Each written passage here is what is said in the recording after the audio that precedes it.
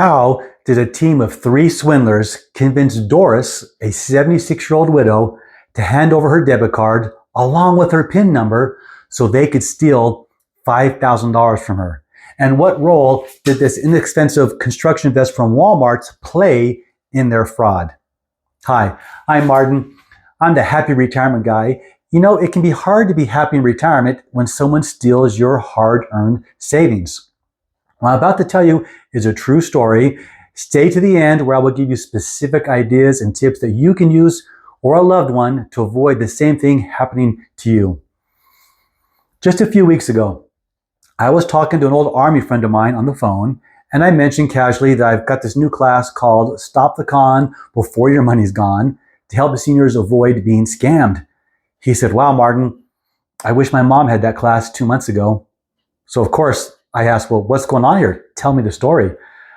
Turns out his mom, Doris, which is not her real name, is a 76-year-old widow living by herself in an apartment in Dallas, Texas. And life was good, and she was enjoying the pleasant weather.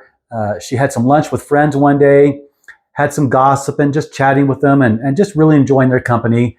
And when that was done, she went back to her apartment to watch a little bit of TV. Life was really good. She was feeling extremely blessed and content.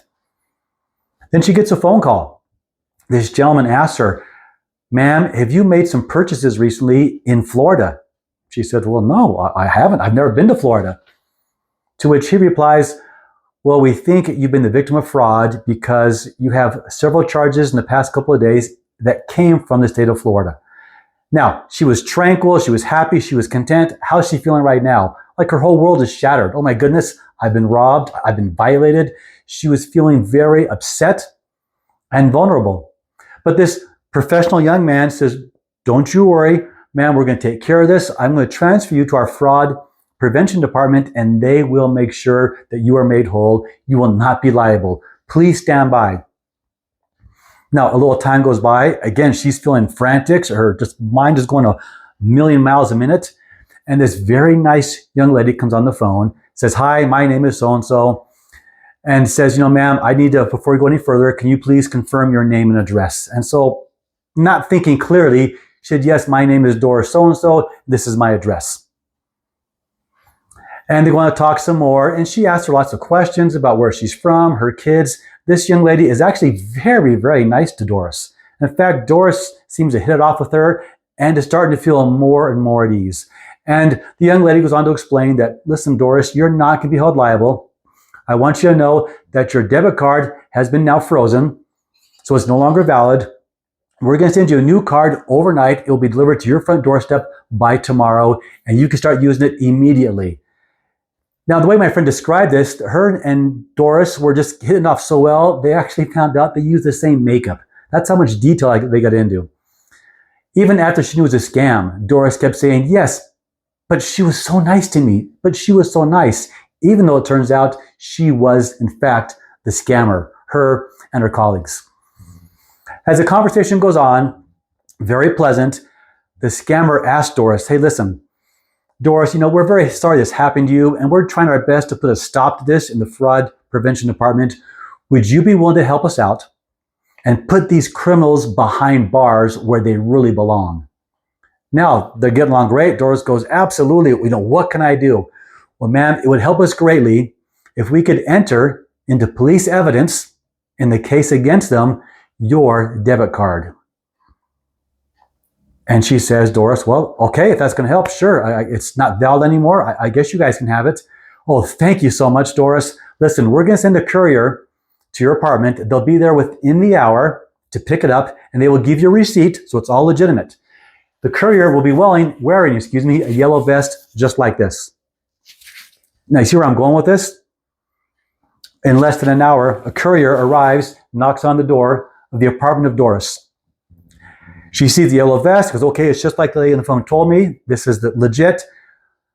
Invites her in, gives her a hug. And again, Doris is so thankful that they're helping her avoid this fraud. And she eventually, after some small chat, some pleasantries, the fraudster pulls out an official looking bag like this, bank bag, asks for the debit card, and she puts it in there, zips it up, and then gives Doris a receipt So it's all legitimate. Then just before the scammer left with her yellow vest, she said, "Oh, by the way, ma'am, I hate to even ask this, but we do need to confirm that you are in fact the owner of this debit card. Do you mind confirming for me the PIN number?" "Okay," she says, 2589. And of course, I'm making those numbers up. Within an hour of getting that debit card and the PIN number, the actual scammers, who were the people trying to help her, quote unquote, had charged and withdrawn over $5,000 before it was discovered. Now let's think about this. That first person who called didn't know her name, didn't know her address or anything about her, but in a matter of 15, 20 minutes on the phone, was able to get all the information from her and then convince her by being nice and trying to save her from a problem that they created, and using a yellow construction vest from Walmart, they got all the information from her. So they went to the police department and the police said, "Listen, it's $5,000, not that big a deal. The bank's going to reimburse you, so you're not out any money anyway. We're too busy. We can't do anything about this. Good luck." Now, my army friend would not take that. He's a real, go-getter. So he did his own investigation. He found some footage from the apartment building and identified all three people.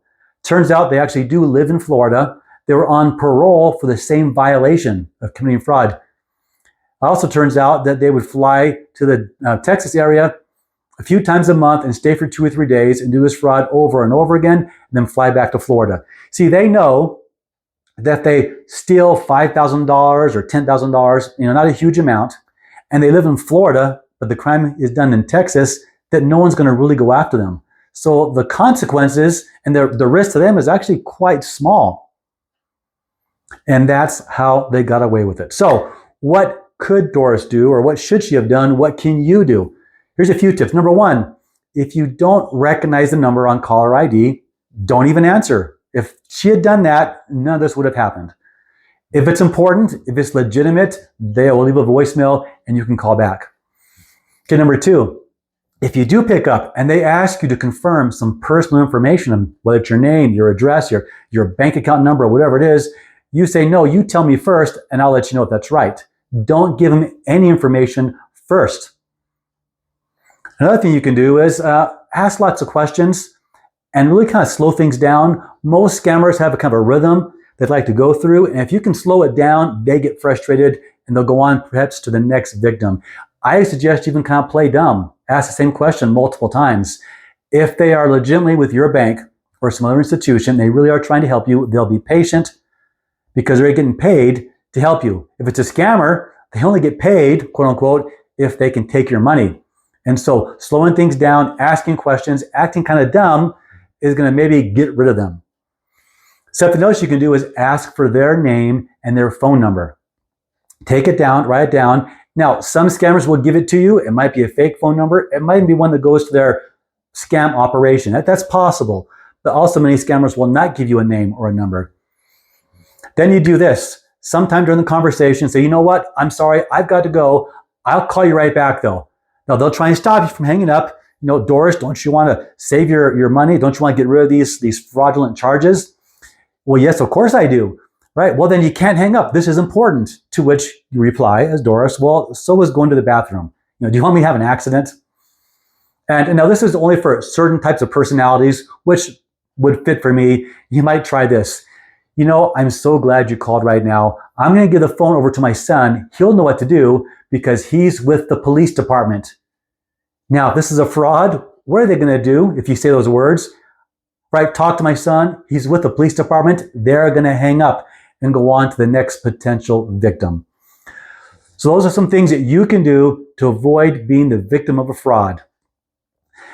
This is Martin, the Happy Retirement Guy, helping you prepare for and make the most of your golden years. If you want to see more case studies, go to storiesofretirement.com.